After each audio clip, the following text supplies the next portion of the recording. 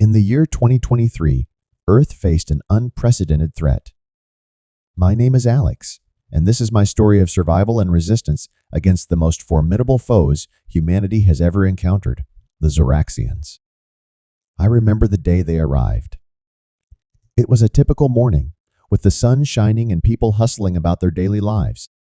Suddenly, the sky darkened, not from clouds, but from massive ships descending from the heavens. The Zoraxians had arrived, and their intentions were clear from the start: conquest. Their ships were like nothing we had ever seen, sleek and menacing, armed with technology far beyond our understanding. The world's militaries mobilized, but it was like throwing rocks against a tank. Our weapons were ineffective. Their shields deflected every attack. I was just an ordinary person, a software engineer living in a small city. But that day, everything changed. As the Zoraxians began their ground invasion, their troops tall, with a metallic sheen to their skin and emotionless eyes, marched through our streets. They were not just conquering, they were annihilating. Our city fell quickly. I hid in the ruins of my apartment building, heart pounding as their troops patrolled the streets. It felt like the end of the world. But amidst this despair, something extraordinary happened. A group of survivors, diverse in every way but united in purpose, found me. They were organizing a resistance, finding ways to fight back.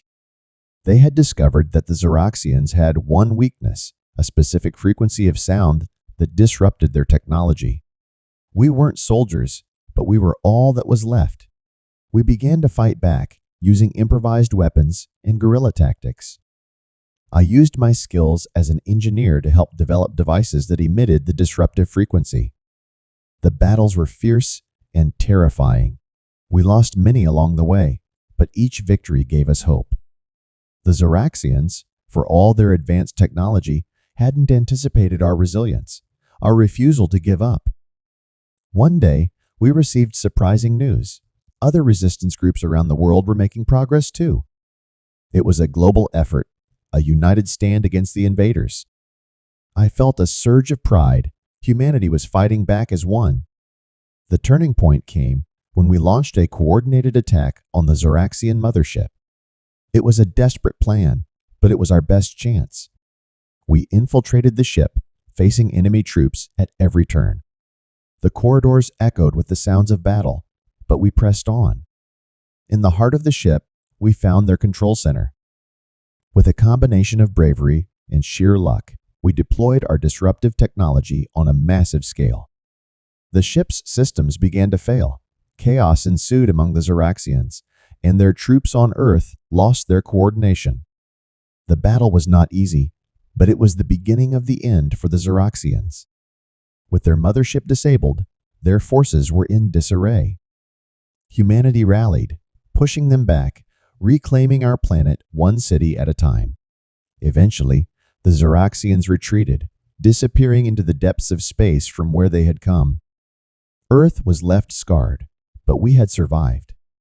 We had shown that even in the face of overwhelming odds, our spirit could not be broken. As for me, I went back to my life, forever changed by the experience. I had seen the best and worst of humanity, but in the end, it was our unity and resilience that saved us. The world was different now, but one thing was clear: we were stronger together, ready to face whatever the future held. In the aftermath of the Zoraxian retreat, Earth was a changed place. Cities lay in ruins, and the landscape of international politics had shifted dramatically. But amidst this chaos, there was a sense of unity and purpose that had not existed before. People from all corners of the globe worked together to rebuild, to heal the wounds inflicted by the invaders. I found myself at the forefront of this new world. My experience and technical skills, honed during the resistance, were now invaluable in the reconstruction efforts. I helped develop new technologies using the remnants of Zoraxian machinery, turning their instruments of war into tools for rebuilding. But it wasn't just about physical reconstruction. The invasion had left deep psychological scars on humanity. I witnessed people coming together, sharing their stories of loss and bravery, forming support networks. There was a newfound appreciation for life and an understanding of how fragile our existence on this planet really is. As we rebuilt, there were also questions about our place in the universe. The Zoraxians had shown us that we were not alone, and not all beings out there were friendly. This realization led to a renewed interest in space exploration and defense. Nations pooled their resources to form a unified space agency dedicated to protecting Earth and exploring the cosmos. I was part of this new venture, using my expertise to help design spacecraft and defense systems. It was exciting and daunting to think about encountering other civilizations, but we were determined to be prepared to ensure the safety of our home.